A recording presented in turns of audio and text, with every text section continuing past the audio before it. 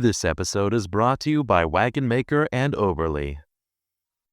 Wagon Maker and Oberly has been providing legal counsel to nonprofit organizations for over a decade.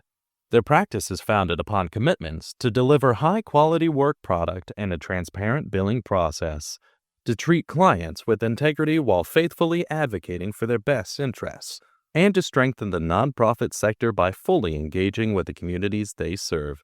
To learn more, visit wagonmakerlaw.com. You're listening to the IndeDocs podcast, where we discuss important issues related to our mission to preserve, promote, and protect the practice of independent medicine. Thank you for tuning in.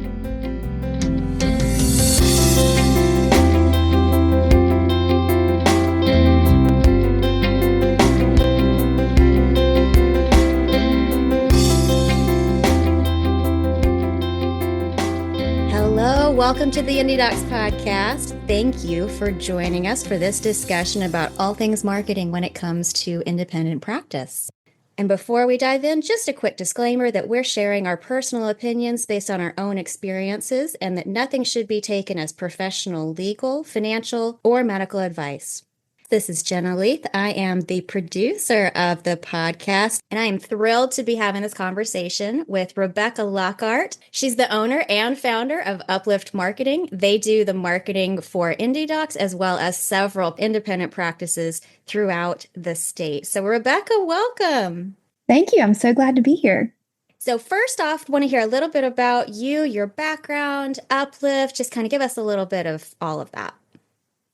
So long story short, I wanted to do sports medicine, and of my junior year of college, all that was left for an internship was Montgomery Cardiovascular. And I took it thinking, I'm just checking a box, and I fell in love with healthcare marketing. I loved being able to track all the analytics from the referring physicians and just all the different aspects that there was available. That's fantastic. I didn't know you kind of accidented your way into it. Yes. I love that. Well, you've certainly taken that and run with it. So certainly making a great thing out of that decision. So as far as Uplift, can you tell us a little bit about this fabulous marketing agency that you founded and have been running for how many years now? So almost 6 years now. And we really focus on healthcare marketing for independent practices. Really feel it's important to give them a voice up against some of the big competition that they have out there with much deeper pockets. So one of the first questions that I think for any independent physician when they're first starting out in their business, they're spending money on a lot of different things in a lot of different directions.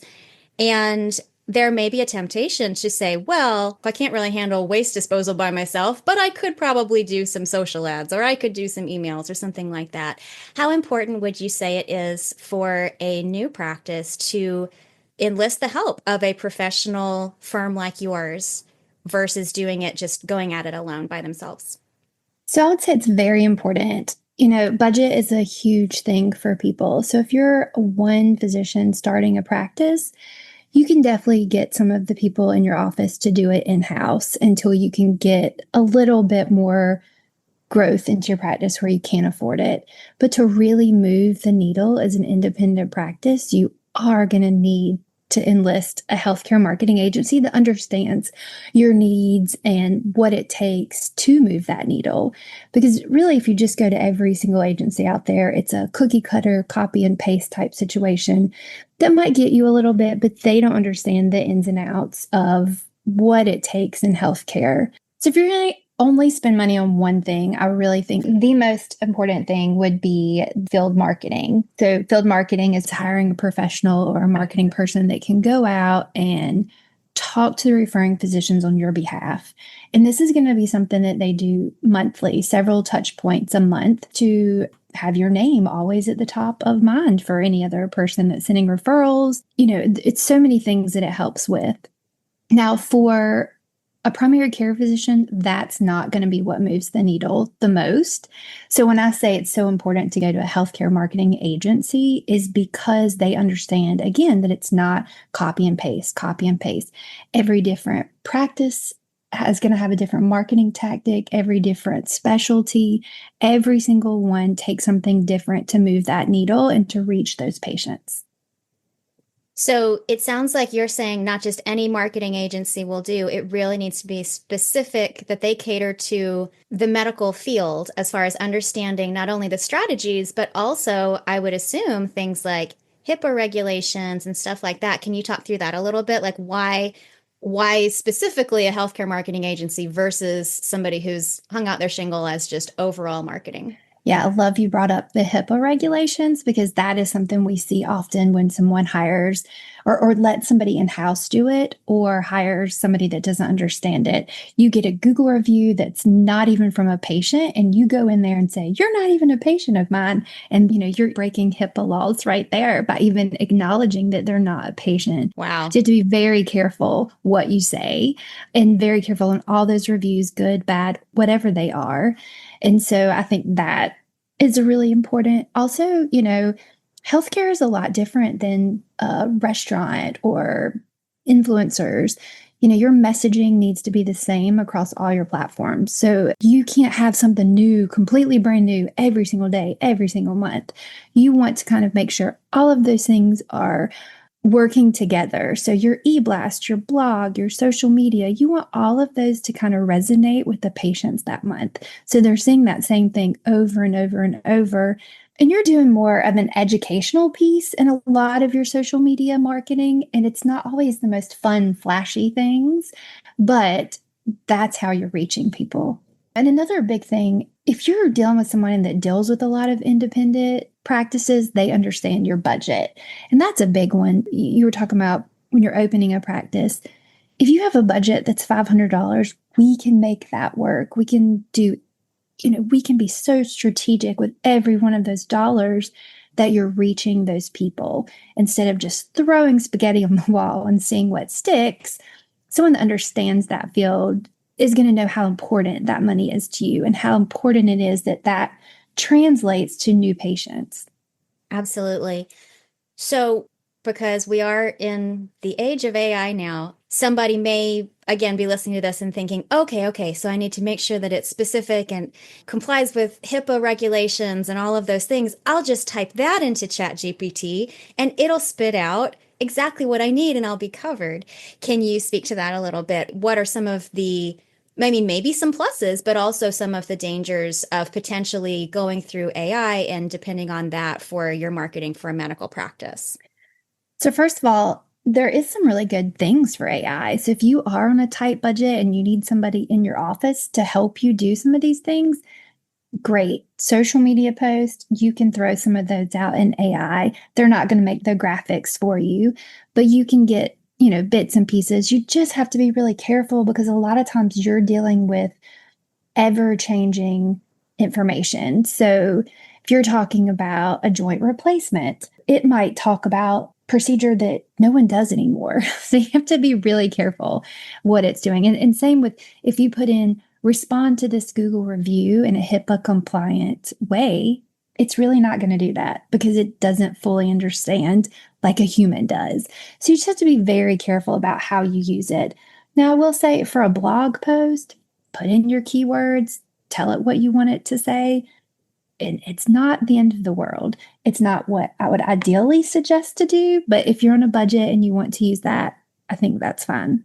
Most of all, make sure you always have a human read it after, and at least two people to reread it and make sure, because there's just different little things that get added in. Really just make sure you're rereading everything that it gives you. So obviously the financial aspect is very relevant. From my understanding, there's also some other things that make physicians who are coming into the field for the first time in independent practice very nervous about marketing and entrepreneurship in general, because it's not something that they are taught about in medical school by and large. They're taught about the body and how it works and how to treat it and all of that, but not how to treat a business. So can you unpack that a little bit for us, where some of those fears come from, how maybe some of their natural instincts may work against them in this particular area? Walk us through a little bit where some of that hesitation toward embracing marketing may come from when it comes to these entrepreneurial physicians in independent practice? Sure. So a lot of the doctors I work with really run from me. I kind of chuckle when I walk into some offices that there's 4 or 5 of them that I know as soon as they see me, they run in a room and close the door because they don't want to be on video. They don't want me to take their picture. And, everyone's given me different reasons why, but a lot of it is, you're right. They don't want to feel like they're showing off. Self-promotion is not something they're taught in medical school. They're really taught to question everything and, not necessarily lifted up. Like, you're amazing at what you do. So it is kind of funny, they get out of medical school and it's not that they don't think they're good enough, but they definitely don't want to go sing their praises immediately. And they should 100%. Like, you have done tons of school and tons of work to get where you are. But I think you kind of have to look at it as it's not showing off or talking about yourself all the time. It's education. Patients don't know these things. It is your place to teach them that. It is your place to meet them where they are. And you can find a balance where it's good. I get it. You don't want to be on video. I understand. But let me take your picture working with somebody else. And people love it. It kind of makes them feel like they have a relationship with you almost. So I'll throw a picture up of one of the doctors that everybody loves working on a patient. And it'll just be tons and tons of people are like, oh my gosh, that's my doctor. I love him. And so I think that is a big thing that you need to do to make a connection. You might see that person for 30 minutes every 6 weeks. It may be even not that often, twice a year, but that person is thinking about you and feels like you know them. You're their doctor 365 days a year. So any kind of way that you can connect to them is really important. It's not showing off. It's not saying how wonderful you are. It's just giving them a way to connect with you and a platform to do that. If I can make the final decisions for everybody, I would make you all do video, hours and hours of video, and put it all out there, and people would love it. But I know that's not realistic, and I know that's not your comfort zone, and that's fine. I know it's not fun to be out of your comfort zone. I'm out of my comfort zone being on this podcast. It's not something I would normally do. But again, it's for the greater good of getting this information out to other people, no different than you getting information out to your patients. Because this day and time, patients are getting information from a lot of unreliable sources. Just like we had mentioned, ChatGPT, tons of patients will upload their test results, all kinds of things to there. So it's really about education and getting that information out the best way possible. Excellent. I think that's also such an important thing to realize, as far as doctors see their patients all day, every day, but we only see our doctors, hopefully, not very often. Right? Mm-hmm. So I think that's such an excellent thing to kind of underline and bring into their consciousness that, for example, if I only see my doctor, like you said, once or twice a year in person, face to face, I'm so happy to have the privilege of seeing her then, that I have that access to her then. But how much more powerful would her presence in my life be if I did see her every month, every week, whatever it is, getting that good education, like you said, feeling like I have that connection to her. It's almost like how we feel like we know people on TV series and things like that, even though we've never met them at all, right? They're in our homes, on our computers, on our phones, on our TVs.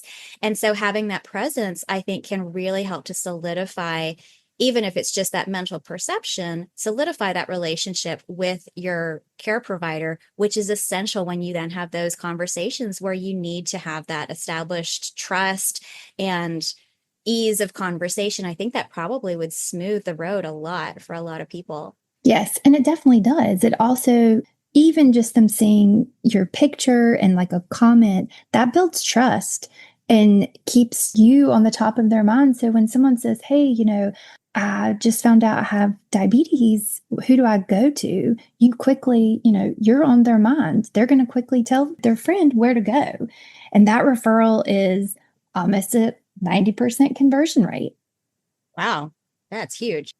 Do you think that it might benefit some physicians who are experiencing that nervousness and who are maybe running away from you when you walk through the door to give them some marketing help, to expand their thinking on it, to understand that this is not just about promoting, I'm Dr. Smith and it's all about Dr. Smith, to think about it in a broader sense of I'm promoting, yes, myself, but also my entire practice, my entire team. And that through doing that, it raises the capacity and the functionality and everything for the entire practice. Can you kind of walk through a little bit of that? Because you've been inside a lot of these practices, you've seen it face to face, close up.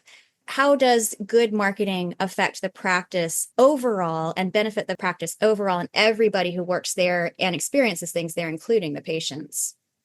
Absolutely. So I think it's really important what you just said. They've got to realize that promoting themselves is also promoting the entire practice. And it's not just about, hey, I'm Dr. Smith, I'm wonderful. It's about, hey, this practice is great. You can trust me. I'm here to care for you. That's kind of more of the message. And it's going to do nothing but good for you, your team. When it comes to hiring staff, they look at social media.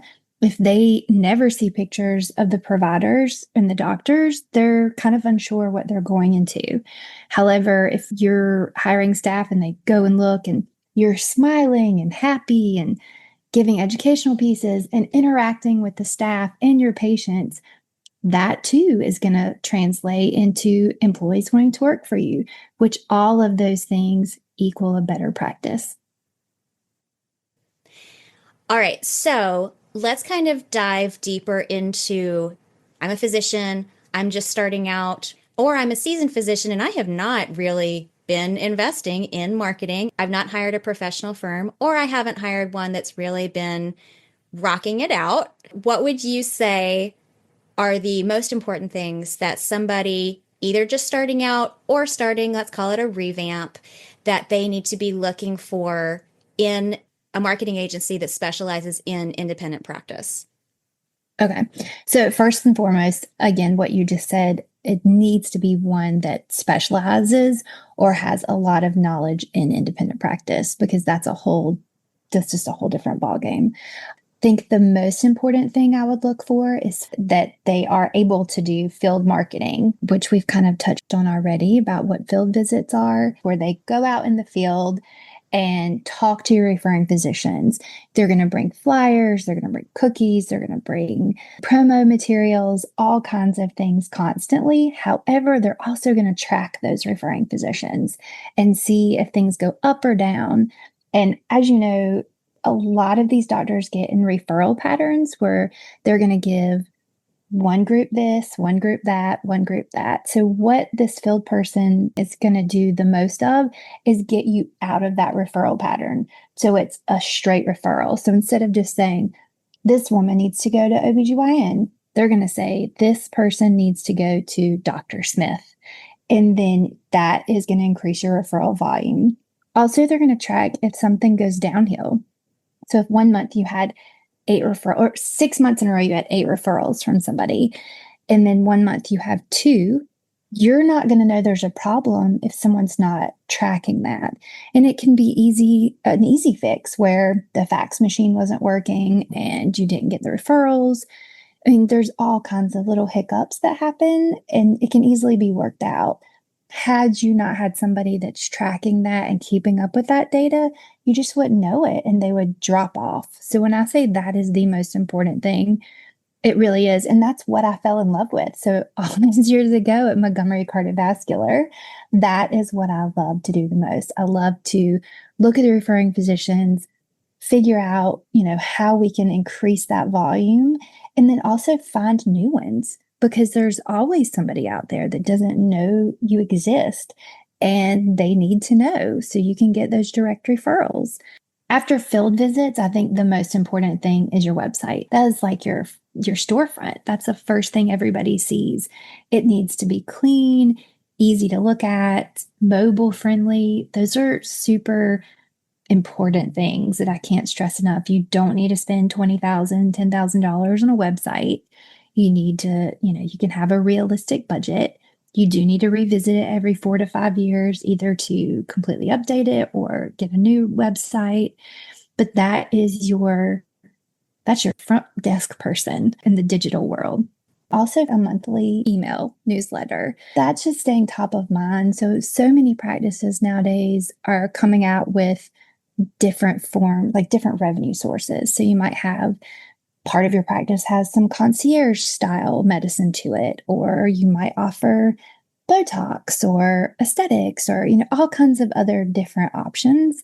So you're always adding that and you're always staying at the top of mind for people with a newsletter. So every month they kind of see a little bit about you and your practice and what's going on.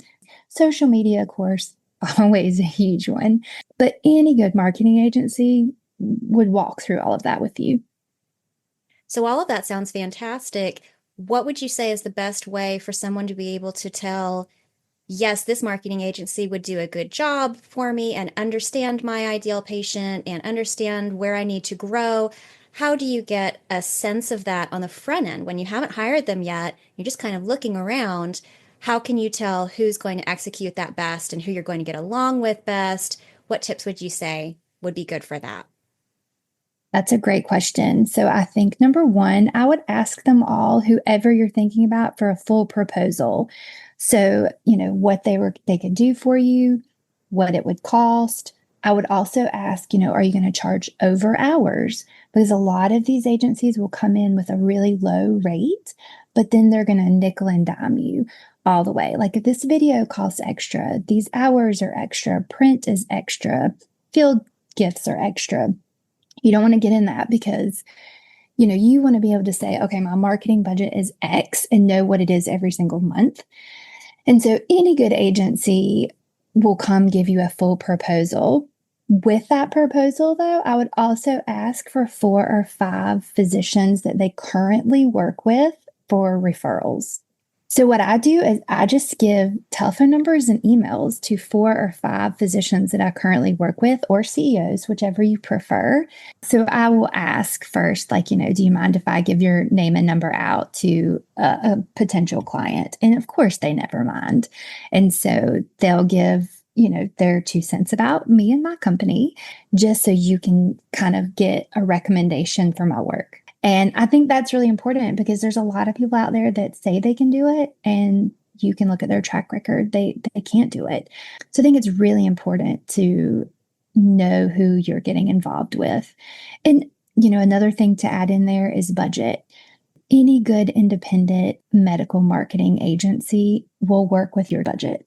We understand that you are struggling. Reimbursements go down every year. Overhead goes up every year. We get it.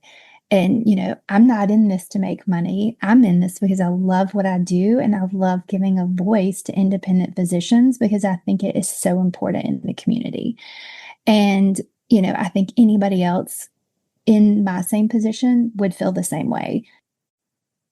So once you're in with an agency, you've done your vetting, you talk to the referrals, you feel like this is the right one for you. As a good strategy, what would you say is the difference between I'm a newbie, I've never had a practice before at all, and I'm just like straight out of med school, or I'm straight out of employed practice and starting out, my practice is fresh, versus I've been in the field for a while, I have an established practice, but it's been pretty much word of mouth, or maybe like I had an ad in the Yellow Pages once upon a time, or whatever it may be, that I'm new to it in that regard. Seasoned and established versus right out of the gate. What would you say is the difference in the strategies for those two? Oh, goodness, that is a loaded question because it is different for every specialty. I think the biggest difference would be, and I'll back up just a little bit, for anybody that is getting ready to open a practice and has not done so yet, I cannot stress enough to talk to a marketing agency, even if you don't hire one for, a monthly retainer. Talk to one in the beginning because it takes so long for me. I'll often get clients that are like, we started this 3 months ago and we're not busy and we need your help. And it takes me 3 months to fix all the things that kind of got started wrong. So like a lot of times the Google My Business would have been started by somebody that works in the office. No one knows the password to it. The website, there's so many edits that have to be done. So, I think a lot of times with new practices, that is the biggest thing, is fixing everything that didn't happen properly on the front end. And once we get all of those, it's usually smooth sailing. The biggest thing for those practices are meta ads, which are Facebook and Instagram. They're all owned by the same company, which is called Meta. And that way, those ads are going through. You're able to reach your target market so much more efficiently that way, because it's hard to stand out in the crowd against hospital systems. Let's be honest, their budgets are $50,000, $100,000 a month for digital ads. So you have to be very strategic with your ads and what they say and what they're going to catch, like how they're going to catch the eye of your potential patient. So I think that is the biggest thing for new practices. For established practices, it's very different. I'll go in and look at the referral history, and 9 times out of 10, 50% of the referrals come from one place. You do not want all your eggs in one basket. So the biggest thing there is diversifying. So they're usually, everyone's kind of stuck in a pattern. So that's more about, let's find new referral sources, grow those, continue to engage with our current referral sources, but really grow those new ones as much as possible. We'll be right back after this. If you are a physician or an administrative professional working in a medical field in South Carolina, we invite you to consider joining the IndeDocs membership. Members have access to exclusive resources and networking opportunities, and are an essential part of supporting our mission to preserve, protect, and promote the practice of independent medicine. For more information, please visit our website at IndeDocs.com. That's IndeDocs.com.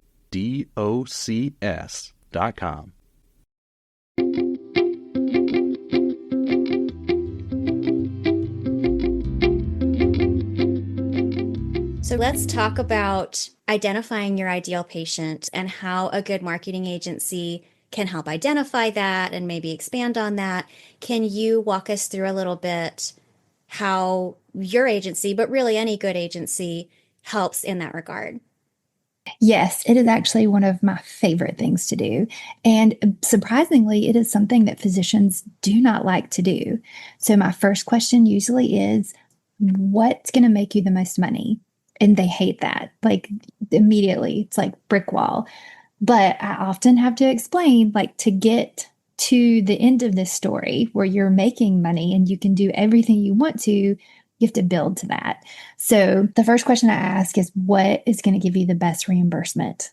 And then we build from there. So, whatever you're going to make the most money off of that patient, say they have a procedure, they have to come back pretty often, and you're not doing anything wrong. And that is definitely a struggle that I have to deal with physicians, because they feel like that's wrong to look at that. But it really is not. Like, this is how you're going to build your practice and help more people. So it's really important to find out what the age of that person is, what their insurance is, how, are they healthy? Are they not healthy? What's their area that they're coming from? That here in the Charleston market, that makes a huge difference. We have 4 or 5 different zip codes that I have a completely different marketing plan for every practice in each of those zip codes, because it's just different messaging. So any good agency is going to come through and work that out with you. And really, it's fun, because that kind of helps also give you an elevator pitch, where if someone's like, what is it you do? That's what you're going to talk about first. This patient is the type of patient I want more of. And it doesn't mean that you're excluding any other patients. It's just, you want to make sure you're filling that bucket full so you can fill the rest of everything else. So I'm so glad you talked about the hesitation. It sounds like very solid hesitation that a lot of these physicians feel when one of your first questions is, how do we make you the most money in order to build and grow and thrive and expand?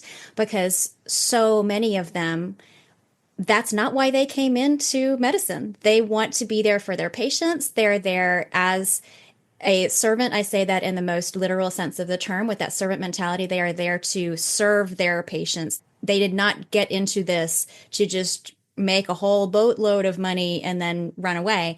And so I feel like a lot of them have just this natural disinclination when you start to talk about maximizing profits and how to strategically aim marketing toward that. So, can you kind of walk through your experience? You've certainly talked with a lot of these individuals about that mindset and how you help them work through that and gain a different understanding to be able to approach this in that entrepreneurial mindset without feeling like they're sacrificing the principles for which they joined this field in the first place. That's a great question. It's so important because even if you're just there for the patients and the money isn't a factor into what you're doing day to day, it really should be, because if you are only reaching 100 patients a month, you're doing a disservice to the community because you are offering this wonderful service and no one even knows you're out there. So you need people to know that you're out there and bring in revenue. That way you can offer more services to more people. So, if you're, let's say, an orthopedic group and you are doing really well, you're bringing in money, you're growing, and you decide, I want better imaging for my patients and more access to it, then you have the capability of buying an MRI machine and putting it in your building. But if you don't market and you can't get there, you can't grow to that.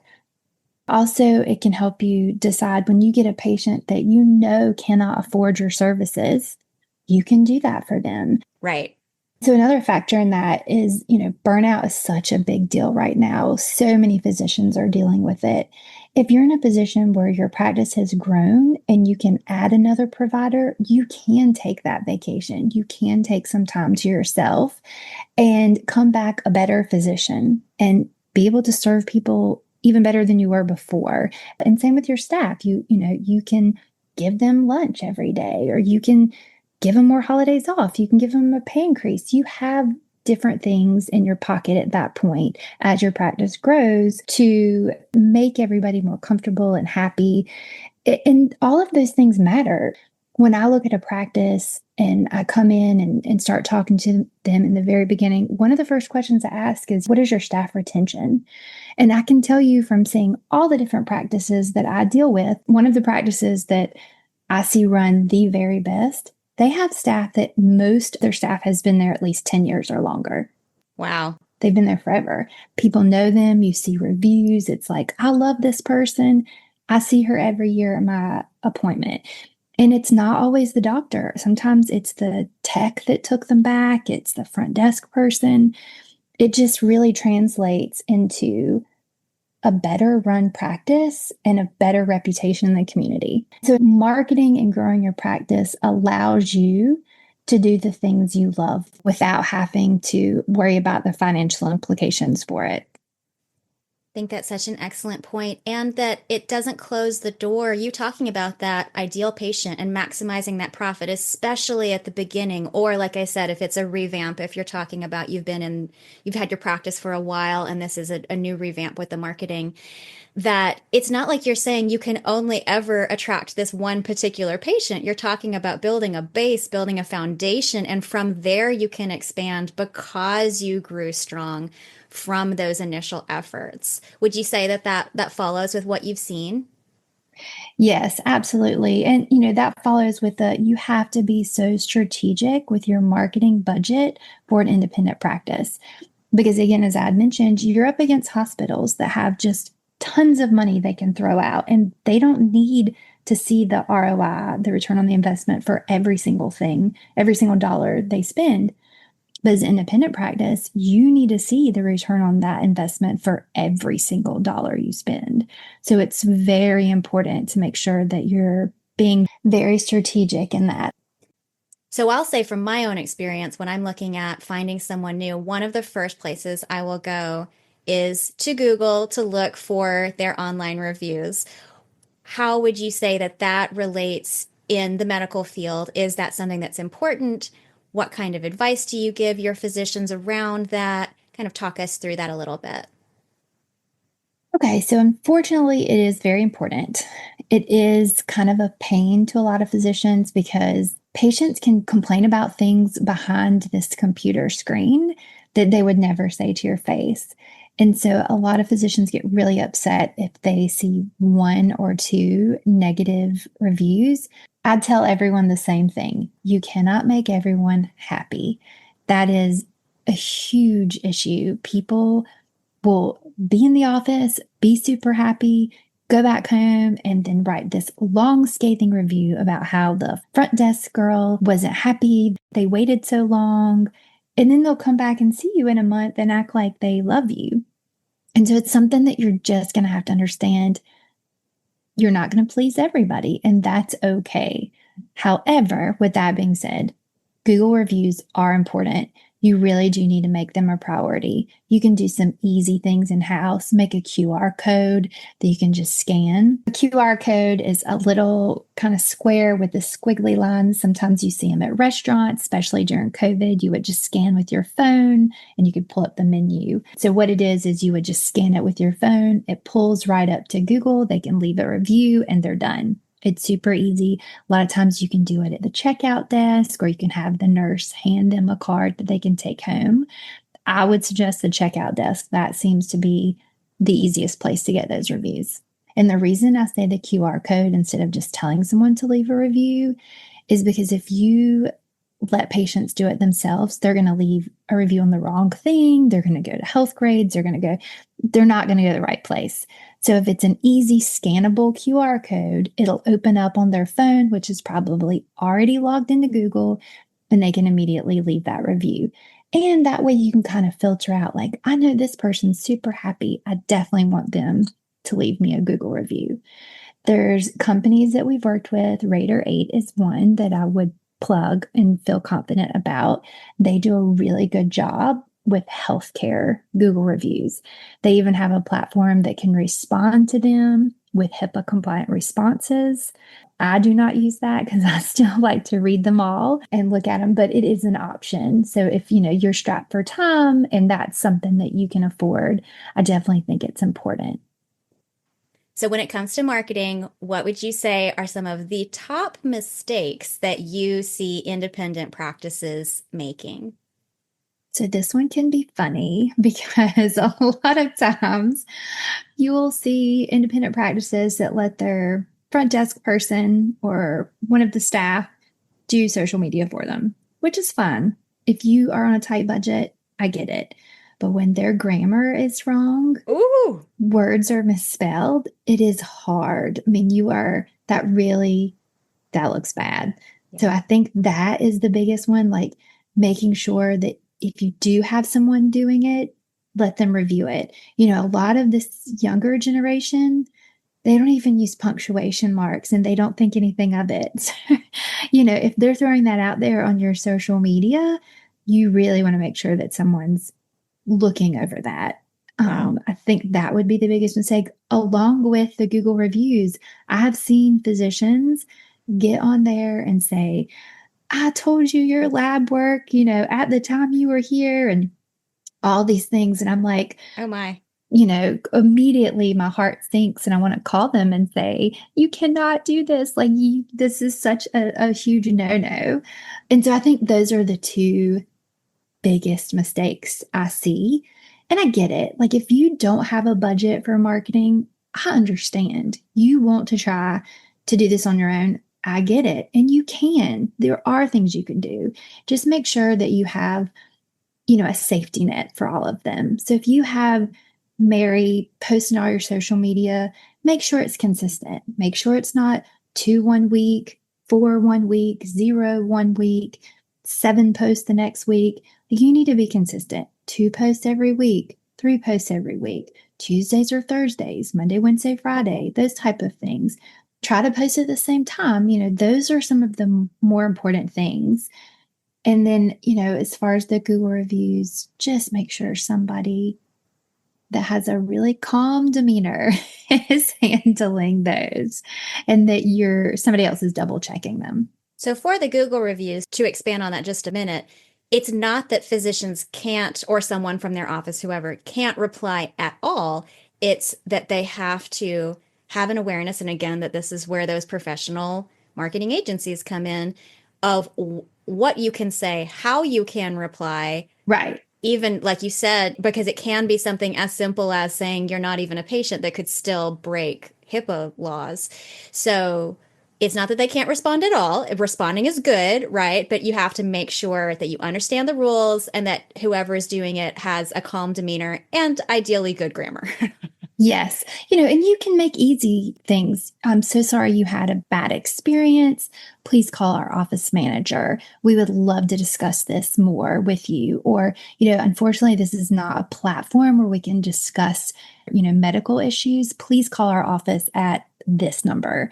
And a lot of times when you do that, you'll see people go in and delete their review because then they know someone sees it. A lot of times they're embarrassed. More often than not, a lot of the clients I work with, I'll read the Google review. I'll immediately write, is this true? Or some of this true? And then, we'll go back and forth and discuss it. And I'll have the office manager call them on the phone and say, I'm so sorry that this happened. Here's how we're going to put steps in place to not let that happen again. We'd really love, another opportunity to earn your trust, and really hope that you can change your Google review. 90% of the time, they take it down. So we've talked a lot about digital marketing, which of course these days is absolutely key. What would you say are some perhaps non-digital things that some practices or even some agencies may not do that they could be doing that would really help to move that needle? So I think one of the bigger ones that we're seeing pop up more and more is different service lines that are cash-based. So, if you have an office and there is some kind of service line, so really it definitely depends on what your field is, but let's say primary care. So if you're a primary care physician, you can have a cash-based service line of weight loss with GLP-1s, and that's a popular option. You don't have to deal with insurance companies. You don't have to fight for approval and all of that good stuff. It's just a cash-based model. It works in some areas. Now, I will say in this Charleston market that we're in now, it really works. I have several clients in the Greenville market. It does not work as well there. I think a lot of that depends on where you're located at.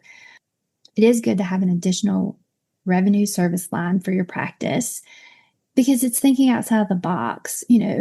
Medicine is changing constantly. People are more proactive. They're more involved in their healthcare, especially this younger generation. They're the ones doing the full body MRI for fun. And, that's $2,500. People are doing all kinds of different things just on their own now. So I do think that is something that you need to look at if you have not already, because it is a growing trend and it is a way to make some additional revenue for your practice and even bring in new patients. Say, like I mentioned, an independent physician, if you had a weight loss service line that you pick how you want it to work, you're going to reach patients that are not already your patients, probably. You'll also reach some of your patients, but you're going to reach different people, and that's going to help your practice grow. So anything that you can do to kind of help reach new patients is always a plus and bring you money. Another big thing is staff training and following up with it. So I go into, especially when I take on something new, I have a friend or two mystery shop the practice and tell me what they think. And you would be surprised. A lot of times people think, oh, my whole team is great. Everything is awesome. But it's not always the case. And sometimes when someone's having a bad day, that comes off and that could make a huge difference. So you say, let's just pretend that Mary came into your office and Jill, the front desk person, was really rude to her. She was juggling a phone call and doing all these things.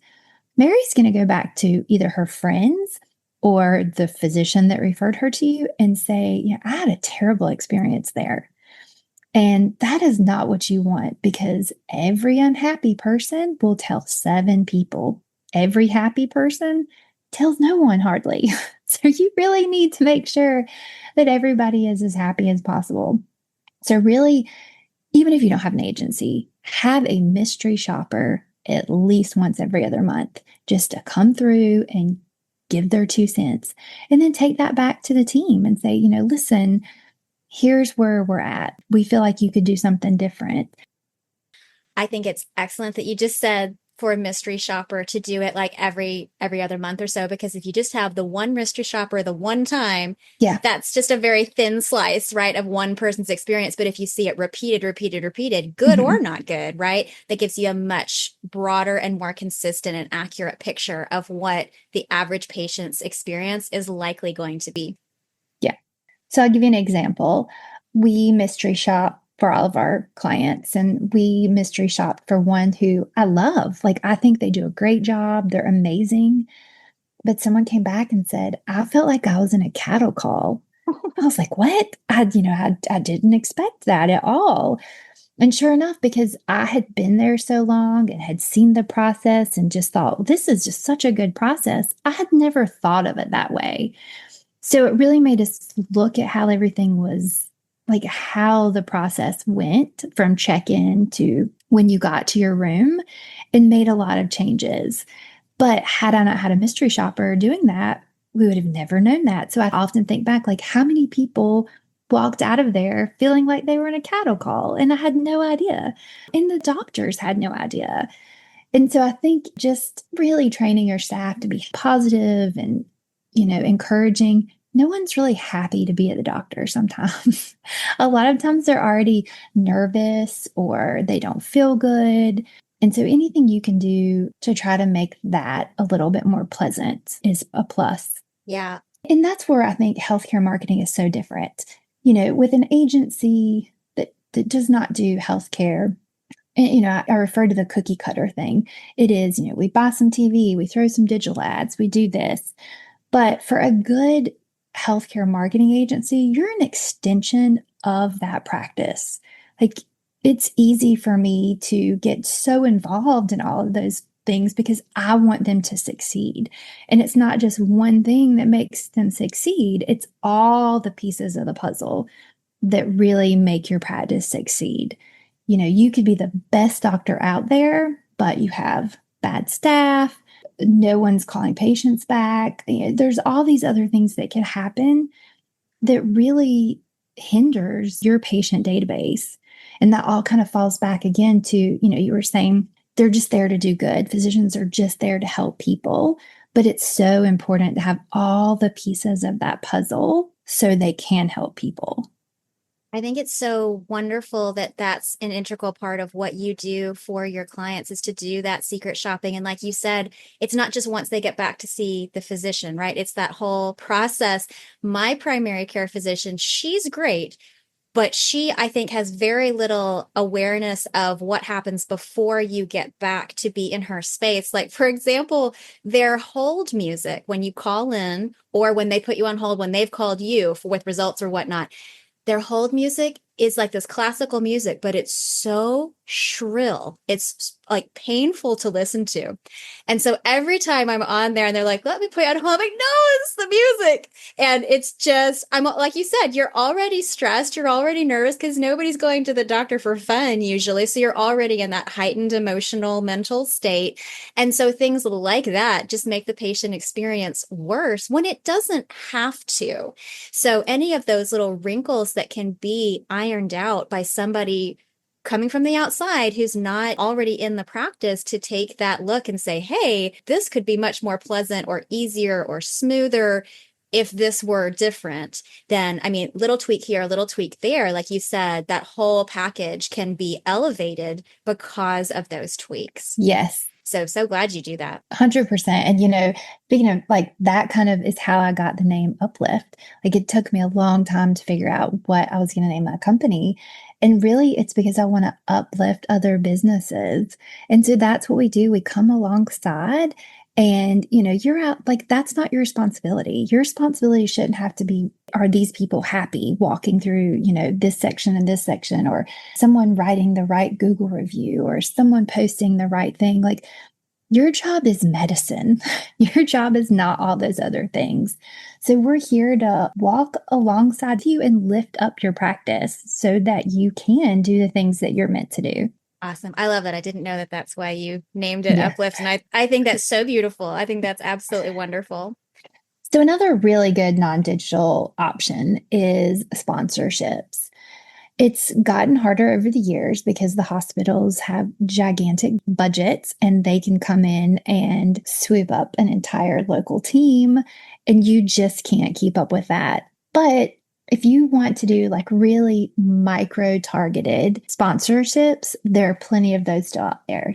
Sponsor a high school tennis team, a high school baseball team, sponsor a pickleball event or a golf tournament. There's lots of other things you can do other than whole teams that your name is out there in the community. And really, when you're picking those, pick the ones that target your target patient, like we talked about before. Say you're a pediatrician, you take that target patient.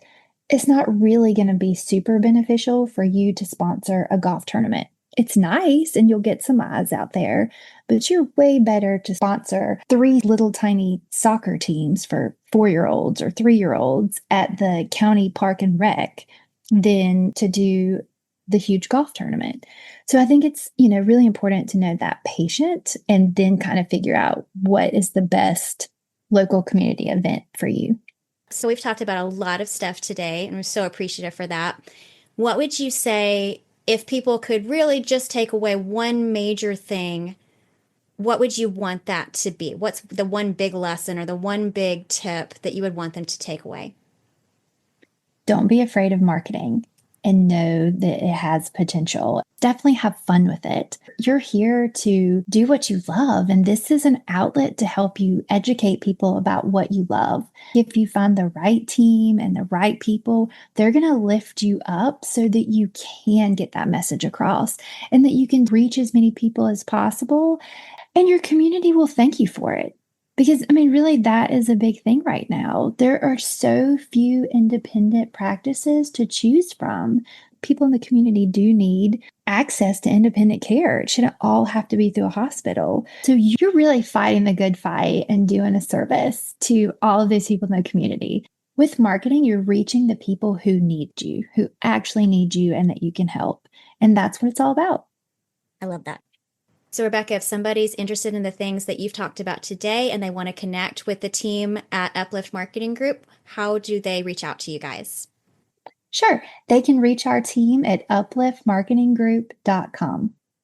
Well, this has been an amazing conversation. I think we've really pulled out a lot of gold nuggets from everything to help physicians feel like marketing doesn't have to be scary. It can be something really great and powerful for their practices. So thank you so much for being on the podcast and sharing your wisdom on all of that.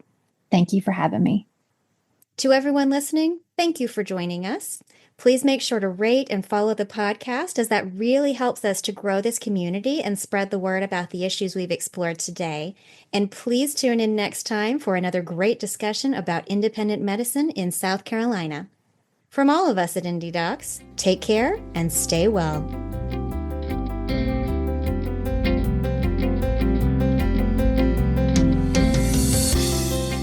Thank you for tuning in to this episode of the IndeDocs podcast. Our producer is Jenna Leith. Promotional support by Uplift Marketing. Mixing and mastering by Noah Martin. Content editing by Jenna Leith. Additional production support by Noah Martin, Rebekah Lockhart, John Robinson, and the IndeDocs Board of Directors. For more information, please visit us online at IndeDocs.com.